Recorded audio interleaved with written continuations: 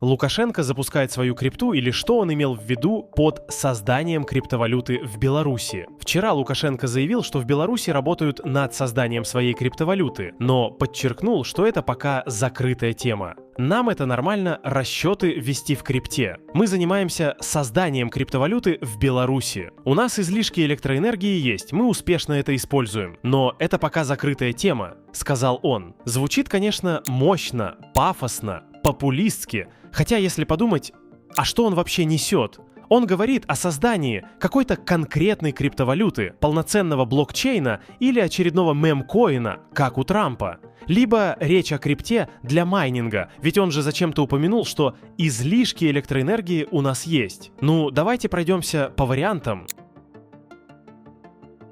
Если серьезно, то сама мысль об этом уже вызывает улыбку. Если он действительно хочет создать самостоятельный конкурентоспособный блокчейн с возможностью выпуска на нем сторонних токенов, то это просто бессмысленно. Даже не говоря о том, что любой блокчейн с заявкой на популярность должен решать какую-либо актуальную проблему, быть стабильным и крупным, а это уже дорого. То есть просто факт. Криптовалюта Лукашенко точно не получит допуск на крупные централизованные биржи, потому что санкции. И самое главное, к ней не будет никакого доверия у людей, а без доверия и надежности это будет просто мусор. И да, к слову, официальный ВВП РБ 75 миллиардов долларов, а капитализация одного только Ethereum 400 миллиардов долларов.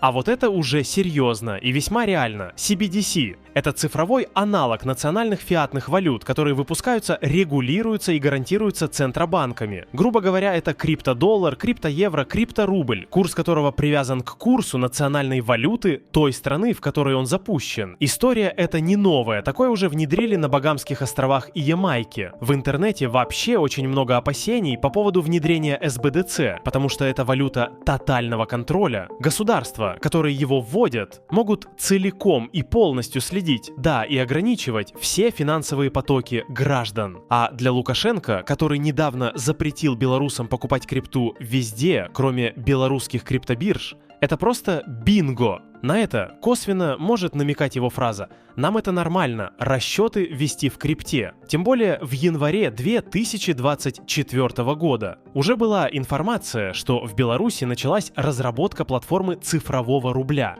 который будет базироваться на открытом блокчейне Hyperledger Fabric. Но есть и еще один вариант.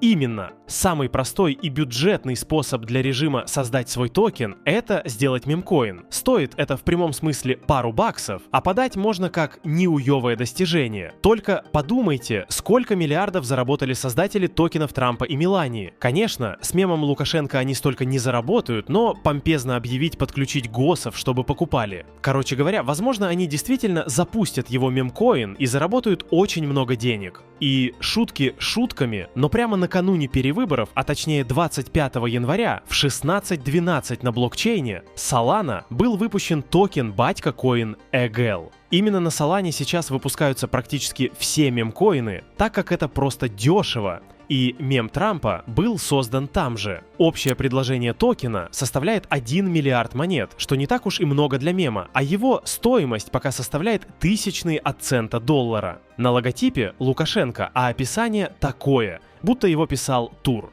Представляем лучшую мем-монету, которая отдает дань уважения единственному и неповторимому президенту Беларуси Александру Лукашенко, которого ласково называют «Батька». Присоединяйтесь к стабильности Батька и выразите свою поддержку президенту с помощью Батька Coin. Не знаем, его ли это токен или нет, но если да, то наша теория выше подтверждается, ну и прогиб создателя AGL засчитан.